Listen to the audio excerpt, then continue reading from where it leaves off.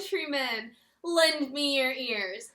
Because I'm gonna do something I swore I would never do.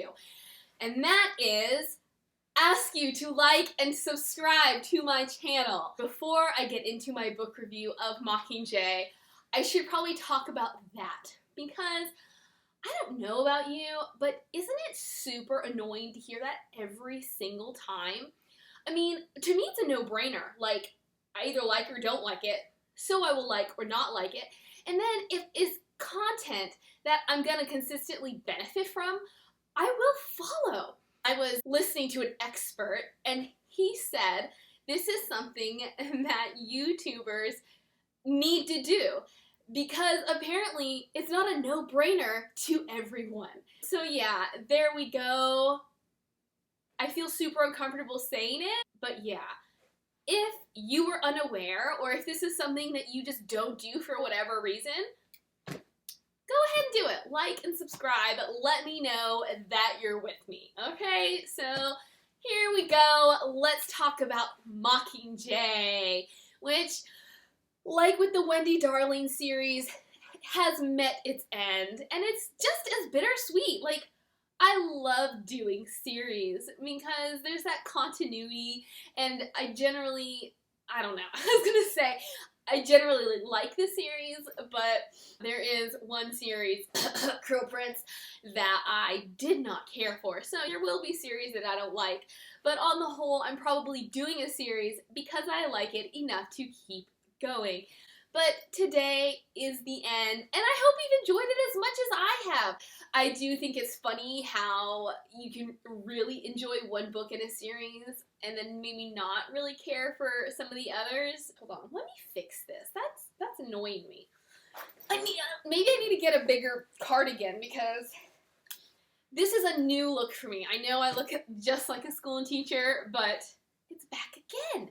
But yeah, I don't usually button my cardigans, and apparently when you put it over something like a button-up shirt, it makes the cardigan a bit tighter. But I was watching a TV show and I was like, you know what?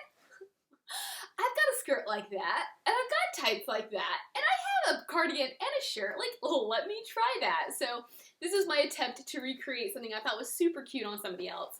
I don't really know if I succeeded. I think that if my cardigan quit yawning, I would like it more, but anyways. Now we're talking about Mockingjay. Mockingjay is the final book in Katniss's journey to defeating the Capitol, and I loved it. Like, I mean, I'm just gonna straight up say it. I loved it. I did not have nearly as many issues with it as I did with Catching Fire. However, I did not love it as much as The Hunger Games. There were just some things that I had issues with, whereas with The Hunger Games, I had no issues. But that is very unique and will not happen very often. Let's get into the book. The book is taking place immediately after Catching Fire, where she has been lifted out of the arena and she has discovered that Peeta was not rescued along with her, and actually there's only one other victor that was rescued, so she and Finnick Odair were the only two victors rescued from the 75th Hunger Games, and she has basically withdrawn from everybody. She has kind of been labeled as a mental case, but she also finds out that this rebellion wants to use her as their Mockingjay, and she's like, I don't think so. Like, I'm not into it. Which I kind of agree with her, because she, and I guess this is a good thing. Like, on one hand, it irritates me, but on the other hand, I'm like, okay, Suzanne Collins, you're doing something different, where she is in no condition to be the Mockingjay. Like, mentally, she is not a leader. Whether she is a head case or not, like, she's not a leader, which is kind of interesting because I have been part of a few conversations recently discussing the Chosen One and how people are kind of over that trope and how others are trying to then turn it around, as in, like, the Chosen One isn't actually the Chosen One. And so that's sort of what we're seeing here, is that Katniss, it's not like a Harry Potter Chosen One. It's a, because of your actions, you are now our Chosen One. But she doesn't want to be the Chosen One, and she, as I said, is not in any condition to be the chosen one. Because if you've seen or read the prior books, you know that her actions were not because she wanted to start a revolution. Her actions were because she didn't want to die in an arena. And I get it. So even though I don't understand how she had enough understanding to know the consequences from those actions, but not enough understanding to know that they would lead to something greater, I think she has the capabilities of being a leader, of being their symbol of hope. But in any case, she's like, no, not gonna do it. And then she eventually agrees, but she has certain conditions. One is when they do bring the rest of the victors to District 13, those victors do need to be given clemency. And if you don't know what clemency is, it basically means they need to be pardoned. Like, don't punish them for something that's not their fault. Also, she's like, I want to be able to hunt, and then she's also like, I want Gale by my side at all times. And finally, she's like, I want my sister to be able to keep her cat. Which, I guess if you're a cat person, you're on board. I'm more of a cat person than a dog person, but in any case, I'm like, meh. Although, Buttercup, I'm just saying, Buttercup has grown on me. Buttercup is one of those characters you don't initially think of as a key player, but then you're like, you know what, he's not just a cat. He represents so much more. So I'm like, you know what, I kind of like Buttercup. He's scrappy. Now she has all these freedoms, but in order to have District 13 and President Coin uphold their end of the deal, she has to uphold hers, and so she then has to start abiding by her schedule. She has never followed her schedule. She has just kind of done whatever she wanted, but she can no longer do that if she's going to uphold her role as the Mockingjay. As the Mockingjay, she does have to go out and shoot. They call them propos, which is short for propaganda. So it's just to shoot things that they can then insert and override during the Capitol's broadcasts, and, get all of the other districts, get the Capitol to see that she is still with them, that the Capitol is not safe, that President Snow needs to be on his toes. And one of the things that she does is she goes to District 8. And while she goes there because they had just experienced a bombing from the Capitol, and so she's there trying to boost morale, again, letting the people know that she is with them. And then what happens is the Capitol then comes and bombs this makeshift hospital and kills all of the wounded inside, and that sets Katniss off. She's like, this is so unjust. And so these are the kinds of moments, because she's not an actress, these are the kinds of moments that District 13 needs in order to make her an effective Mockingjay. Just another couple of moments where she does things that she's not supposed to do, but she does anyways. And it's interesting to see how the team around her covers for her, because she basically disregards all rules and regulations, again, in order to do what she wants to do, which I like about her. I like that she has a sense of right and wrong, and she knows what needs to be done, whether or not it's what she's supposed to be doing. So it's kind of what makes her both an effective and ineffective Mockingjay, and that's a theme with her that you see throughout all of the books, is that she's not a team player. and maybe that's why I connect with her so much, is I try to be a team player, but I'm a leader. Like, I do things the way I think they need to be done, whether or not people like it. It cracks me up on some level, but on the other level, I'm like, dude, Katniss, not a smart move. The book kind of comes to this culmination of getting the other victors out of the Capitol and bringing them back to District 13, because the knowledge of what President Snow could be doing to Peeta, who had been left behind in the last Hunger Games, is taking a toll on her mental state. And so obviously District 13, they're like, we gotta go get him. And then there's Annie Cresta, who is Finnick's love, who I'll talk about that soon. And then there is Joanna Mason, who was one of their other allies in the games. So they had all been left behind and need to be rescued. So the mission is pretty successful, and then Katniss is like, all right, Peeta's here. So she goes to see him, and he tries, spoiler alert, he tries to strangle her.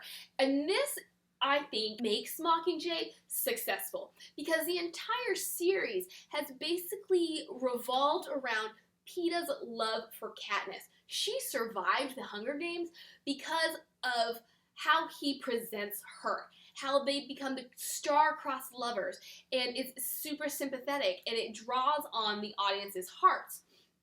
And you know, it also makes her start to think about, how do I feel? What do I want from life? As well as the fact that way back in the day, when she and her family were on the brink of starvation, Peeta had saved her. And so she has always felt indebted to him. So she has all of these emotions wrapped up in Peeta. And she has been so scared for him. And so when she finally gets to see him, we're like, all right, you know, it's that do-do-do-do-do, you know, the slow run with the big hug and happy ending. But it's the exact opposite, where what's happened is the Capitol has hijacked him, which means they injected him with Tracker Jacker venom, and then they have manipulated the memories he has of Katniss, so that now he thinks she is a mutt, and that she is dangerous, and that she needs to be destroyed. Which I'm just like, I love it, because it's not that I didn't like their romance, but I loved that Collins took one of the foundation blocks and tore it out. She was like, we're not going to have that anymore. Katniss is no longer going to have this emotional stability from the one person she could count on. Now, the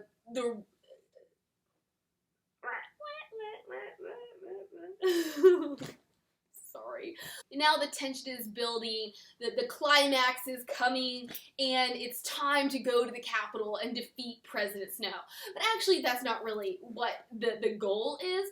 What the actual goal is that, yes, in the grand scheme of things, the rebels want the Capitol to be taken down.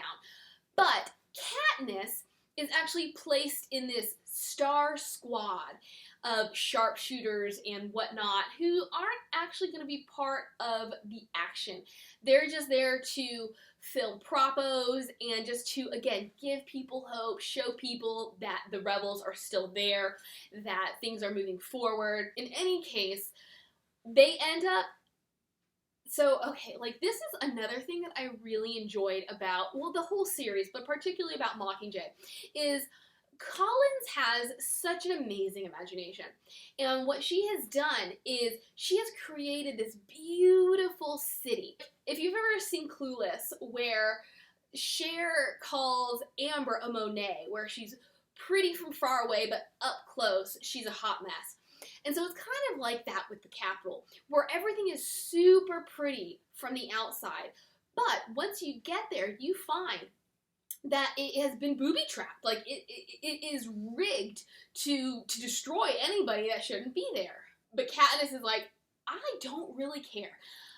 My goal is to kill President Snow, so at some point, I'm gonna leave this Star Squad, and I'm going to accomplish my mission. And naturally, Gale's like, I know exactly what you're gonna do, and I'm gonna come with you. So that's kind of decided, but what happens is they lose a member of the squad. She dies, and so she is then replaced by who? Peeta! And now, you know, I love this. I think this is so fantastic because, spoiler alert, Coin wants to take President Snow's place. She wants to be the leader of Panem. But there are many reasons she does not like Katniss. One of them is Katniss doesn't want to be the Mockingjay. Another is Katniss doesn't want to do what Coin says. Like, she's not going to be Coin's puppet. She has her own agenda. And lastly, and probably the most important, is that Coin knows that Katniss holds a lot of clout, and that whoever, in the end of all of this, she throws her weight behind, that is going to be who becomes the president. Whether Katniss wants to be the president or not, it's whoever Katniss goes for is who's going to sway the vote. And Katniss is indifferent towards Coin. She doesn't actually like Coin either. And so Coin is like, you know what? maybe Katniss just needs to have a little accent. Maybe I need to ensure that Katniss does not need to get out of this war zone. I mean, I've really got what I need from her anyways, and like, death on the battlefield, what more could you want? Because now she's a martyr. So there we go. Peeta has been sent to the Star Squad, which I forgot to mention. It includes Gale, Katniss, now Peeta, Finnick, their leader, who is Boggs, like 2 or 3 other just soldiers, and then there is the film crew. There's Cressida, and then there are 2 guys called the Insects. Well, Katniss calls them the Insects because of their gear. I think their names are Castor and Pollux, and so they are the Star Squad. So what they do is, Peeta, like, since his return, his rescue, District 13 has been trying to rehabilitate him by kind of like getting him to see that Katniss isn't actually the bad guy, by getting him to recognize what is real and what is not real. So throughout the rest of the story, we get a lot of real or not real. So Peeta asks a question about something in his memory, and they say real or not real. And I think it's super effective because it helps you to bond back with Peeta. It helps make him a more sympathetic character, because even though I love that he's kind of an antagonist now, it's not his fault. And I love that we get to delve into something like that, because so often we're like, oh, they're evil, you know, it's all black and white, which as a black and white person myself, I'm with it, right? But you get to see that he's not an antagonist by nature or by choice. Snow is an antagonist by choice. If you've read The Ballad of Songbirds and Snakes, you know he has basically chosen this for himself. But Peeta is just a product of what they've done to him. They have convinced him that Katniss is the bad guy, and so now there's an internal struggle because he sort of has memories, but then he has to doubt his memories, so he has no idea what is true, what is not true. So I just love seeing all those little moments of how they reconnect, and how you see Peeta as kind of like a wounded child who isn't really responsible for his actions. The Star Squad gets into the Capitol. I'm kind of confused as to the layout of the Capitol. I kind of see it as like zones, and maybe like concentric. Is concentric like this? Anyways, zones, and at the very center is, I guess, where President Snow lives. So they get into kind of an outer ring where it's kind of sparkly and pastel-y and perfect from far away, but you get on the streets and you realize everything is booby-trapped. Like, it's a walking danger zone. And so they're in the street, they're shooting something, and then Boggs, who's their leader, he accidentally activates what are called a pod. So a pod could release any number of things, and so he ends up dying, and then he transfers control to Katniss, and she then takes that and is like, look, what you guys didn't know was that coin actually gave me my own secret mission, and that is to destroy President Snow. And so it's just another layer where, a little bit of a spoiler, you learn like a number of people from the squad die, and Katniss feels super guilty about this because she's like, if I hadn't lied to them about my mission, these people wouldn't have died. So it's interesting to think that if Katniss hadn't lied, the book would have gone in a completely different direction. Then a couple more people die, partially at Peeta's hands, because he just loses his mind. And so they're able to take shelter, and here Peeta is like, guys, you need to leave me behind. I'm dangerous. Like, I am a liability. The rest of the squad is like, dude, not gonna happen. So they just handcuff him and they drag him along. They kind of creep through the city, and then what happens is they're in the bowels underneath the city, kind of where all the workers do their under city work. The Star Squad is then pursued by mutts, which I guess I just think of them as really big lizard creatures, like ones that can stand on their hind legs. They are able to follow Katniss's scent. They chase the remains of the Star Squad through all of these tunnels. They lose a couple more people, including Finnick, and so the only people who make it back to the top of the city are Gale, Katniss, Peeta, Cressida, and one of the insects. And this part really just tears at my heartstrings because I know I've been hinting about Finnick, and I was kind of hoping to save him towards the end of this, but I just gotta talk about him now. When we first meet Finnick in Catching Fire, he is basically this sex symbol, this guy that Katniss doesn't know if she can trust or not, and then through the course of that book, we see his layers being pulled apart. And what we eventually learn is during the reaping for the 75th Hunger Games, which had been in Catching Fire, the people in the pool were previous victors. And so Finnick had been chosen, as well as Annie Cresta, who I mentioned earlier. Annie is just mentally unstable. She had kind of gone crazy because of something that she had seen in her own games, but she is the one that Finnick had fallen in love with. We kind of see how Finnick is more than meets the eye. Yes, he has been basically a male prostitute, although it wasn't at his own hand. It's another part of the games that the Capitol plays with basically the children of Panem. So not only do they throw them into this arena every year and expect them to fight to the death, but once they become a victor, they are sort of owned by the Capitol. And so what the Capitol, or maybe it's just President Snow, has done is like, hey, you want to spend time with Finnick? Okay. He's been subjected to circumstances outside of his control, yet he has this really soft heart. He's a really kind-hearted person who, out of all of his lovers, out of all that he has access to, he wants the damaged girl. And so the fact that he dies just about crushed me every time.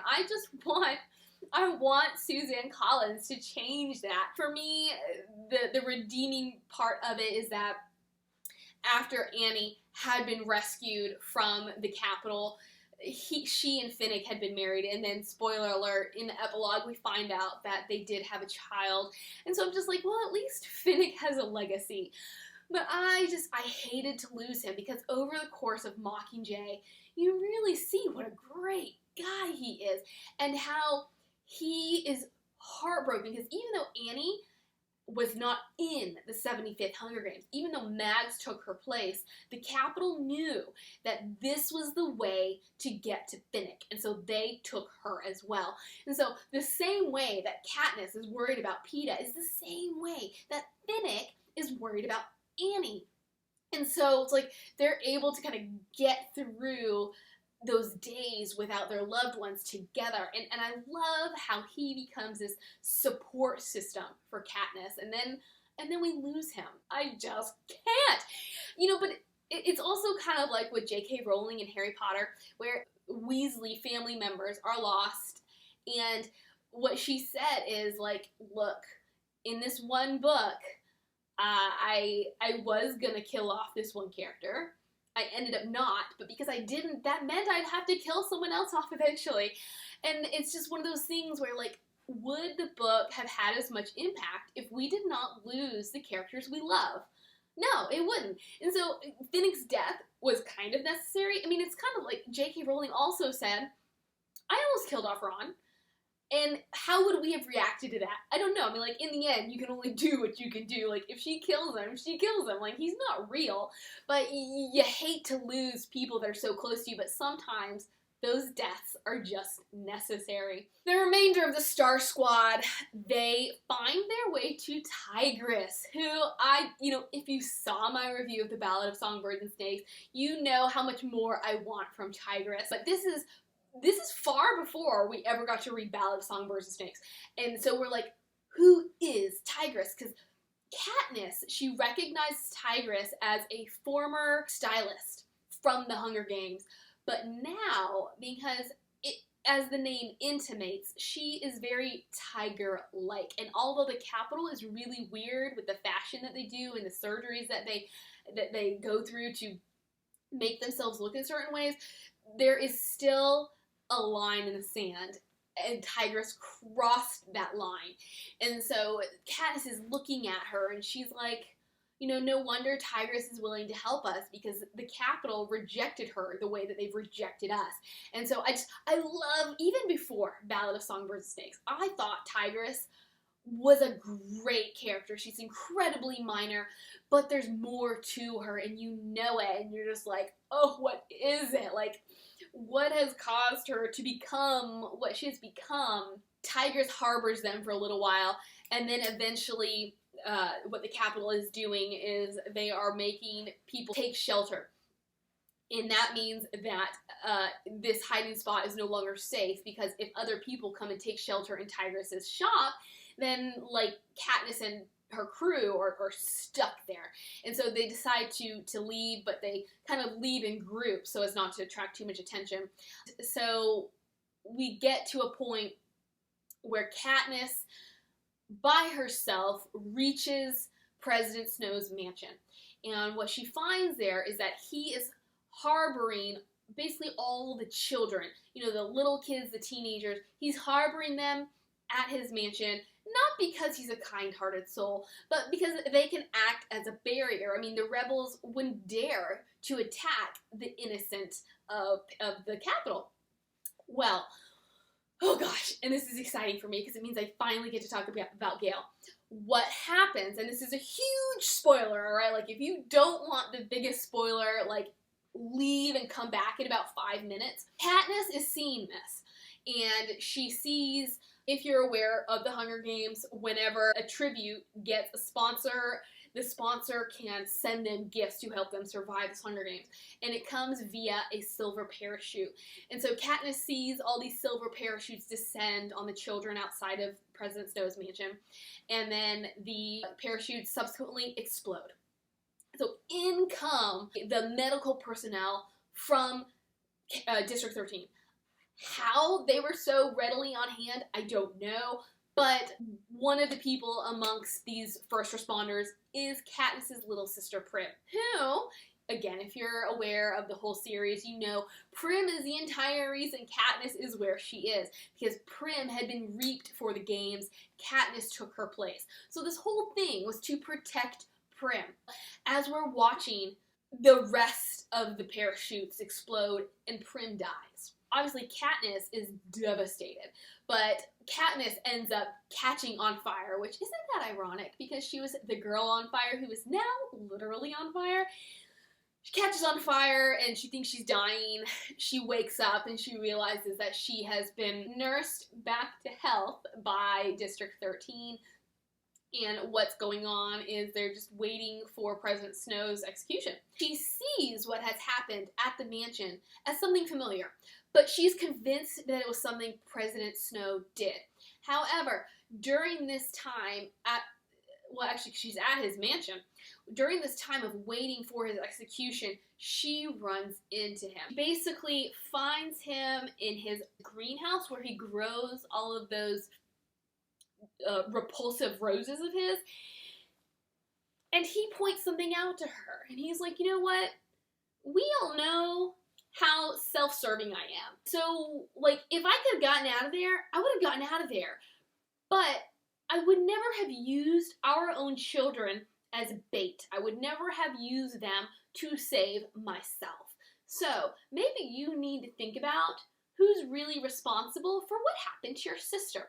And so it's kind of like with Catching Fire, where she had to remember who the enemy truly was. Yes, Snow is as repulsive as his roses, but maybe he's not as terrible as we think he is. Like, yes, he's terrible, but he obviously has his limits. And so now Katniss is thinking, this is Coin's work. And then she remembers something very important. And now here's another spoiler. She remembers how back at 13, Gail, who has always had an issue with the Capitol, had teamed up kind of with their weapons, their munition department, and he had helped to create this trap.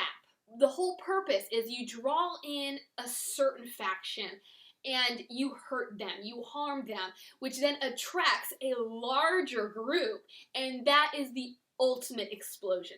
That, because now you have even more people who are being harmed, and she's like, this wasn't Snow, this was District 13, this was Coin, this was Gail.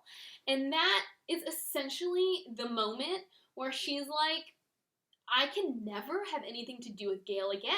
And what he says later is, I don't know if that was mine or not, which, come on now, son, like, really? But he's like, but I've lost you forever, haven't I? Because the one thing I had going for me was to protect your family, and I didn't do that. Here's, the final spoiler is that she is set up, she's in her Mockingjay costume, she has her single arrow to kill President Snow, and what she ends up doing is killing President Coin instead. And now she's like, well, at least I did what was best for Panem, and, Snow does die. He chokes on his own blood, or we're not quite sure what causes his death, but he does die. So now both of our bad guys are gone.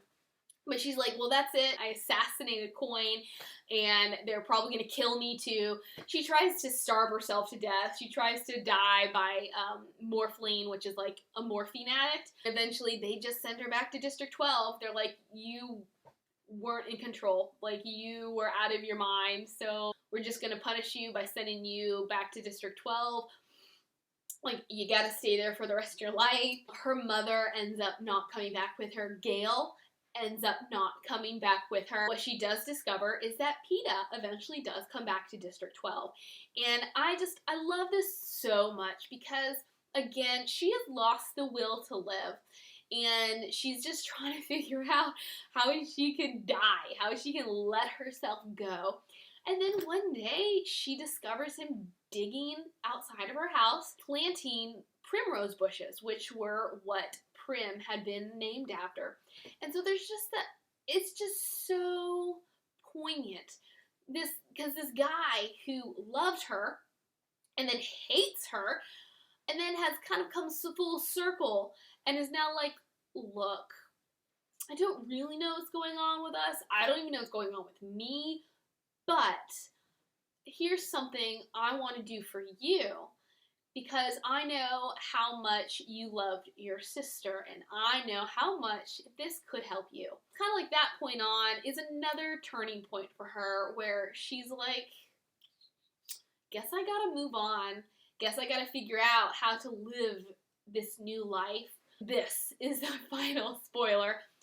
Epilogue, you find out that she and PETA do get married. They eventually have kids, and there you go. They kind of have their happily ever after. I forgot to mention that all of the remaining victors doing is deciding that, so the powers that be say, look, we want to have one more Hunger Games, but this time the tributes will come from the Capitol. What say you? And Katniss eventually says, yes, we should do it. And the overall vote is yes, we should have one more Hunger Games. And I just thought that was a really interesting concept, because you'd think they'd be like, no, why would we do this? But again, it's because the Capitol has been exempt. So, there was 12/13 districts, but the Capitol is not included in the district. And so for 75 years, nobody from the Capitol has ever had to face going through what everybody else dreads every year. And so it's just like, to be vengeful or not be vengeful. And I was thinking about it this read through. I was like, so what would I have said? As a Christian, give them grace. Love them enough to say, no, they did this to me, but I'm not going to do this to them. But on the other hand, I'm like, you know what? Give them a taste of their own medicine. Let them, we need to have resolution, and the resolution is, it's your turn. So, I don't know, what do you think? What would your vote have been? Would you have gone with Katniss, or would you have gone with Peeta? Like, I've given you all of that. But there's a couple more things that I want to talk about. Because while on the whole, I really loved Mockingjay, there were some things that bothered me. And one of them is Gale, and it will always be Gale. I didn't mind Gale in the Hunger Games. He really started to bother me in Catching Fire. And then by Mockingjay, I was like, why do we even have Gale? I get that we have him because he is Katniss's best friend. But why are they still best friends? Like, they agree on nothing anymore. In my opinion, whatever glued them together before the Hunger Games is no longer there. It has dissolved because life circumstances have pulled them in such polar opposite directions that they can no longer see anything eye to eye. Plus, there's a whole love triangle thing. And I'm just like, as I said in Catching Fire, he was not a nice guy. So why is Katniss still hanging on to him? I mean, honestly, like, yes, he admits, you know, I don't have the best attitude. I am jealous of Peeta. But aside from how attractive he is physically, Collins didn't give me anything to root for. I just didn't feel like he valued Katniss as much as he valued this war with a capital. You see her kind of as a capital pawn. She's just trying to save her own life, you know? I don't know. I just thought Gale was annoying. And I was glad that she chose Peeta. I mean, I told you in my last video, I was Team Peeta. Sometimes I can be swayed, but in the end here, I was just like, I think she made the right choice. And I felt like he just kept forcing the issue on her. He kept forcing her to try and choose him. I'm like, you can't do that. Like, the heart wants what the heart wants. And if it doesn't want you, it doesn't want you. So yeah, that's our therapy session for today. Prim. This was kind of surprising for me, and is a feeling that I started getting the last time I read the book or the series, and that is Prim. I kind of felt like she was unnecessary. Obviously, she is the instigator for the Hunger Games, but over time, I mean, she's 12. I mean, 13, I guess 14 by this book. And I felt like Collins gave her this significance or this maturity that she didn't really deserve. I felt like by the end of Mockingjay, she felt more like a 16 or 17-year-old. And maybe that's because of their hard knock life. You know, maybe that is because she's had to go through a whole lot more than the average 12, 13, 14-year-old. And so she did grow up quicker. But I was just like, Prim has always been the one that Katniss took care of. And we see very little of her in Catching Fire. We see a little bit more of her in Mockingjay. But, I mean, and even Katniss notices. She's like, Prim has grown up. Well, how? What caused Prim to grow up so fast? I wish I could have seen that. I mean, I can sort of accept it because I know they have extenuating circumstances. But I was just like, Prim goes from being this child to essentially being an adult within 3 books, but she didn't go through the Hunger Games. You know, like, what was it that propelled her forward? I didn't really care for Prim by the end, and while it was sad because I knew that was the one person that Katniss cared for most, and so when she died, it was devastating, or heartbreaking, I guess, or sad. I'm sorry, I just downgraded from devastating to sad. But this just goes to show that I did not attach to Prim. Like, by the end, I had detached from Prim. So I was just like, I'm sad that she had to die, but I also feel like she had to die. You know, she had to die in order for Katniss to fully come full circle. Fully come full circle. I need to find more vocabulary words. The final thing that I took issue with, or that I was disappointed with, was Katniss's lethargy. I guess you could say she was depressed. So I know exactly how that feels. How you have no motivation to do anything. But for the purpose of the novel, I felt like Katniss should have more determination. that yes, she wants to kill President Snow, but she should be actively trying to do something about it. It's not until she learns that they're not going to let her go to the Capitol, and this is like halfway through the book, that she decides to take action. Halfway through the book? I mean, even though she's agreed to be their Mockingjay, and she's been doing propos and doing this and that, like, she has made no decision until halfway through the book. And I was just like, Katniss, get on it, girl. Like, you are the girl on fire. You are the girl who sacrificed her life for her sister. You are the girl who is determined to make it through the Hunger Games, even though all odds were against you. And then you're gonna, like, laze about behind a boiler, like, for most of the book because you don't feel like doing what people tell you to do? Okay, I mean, no wonder Coin doesn't like you. So Katniss, she had her own evolution, so on the whole, I did like her, but I liked her more in the Hunger Games because I felt like she had more to live for than in Mockingjay. I think what really brought her alive to me was Peeta, and that's only because Peeta hated her. Peeta, not Peter, Peeta was the shining star in this book for me. For me, he was the main character, and Katniss was a bystander. Because without Peeta, she would have, like, done nothing. Honestly. He was her driving force throughout this whole novel. So, there we go.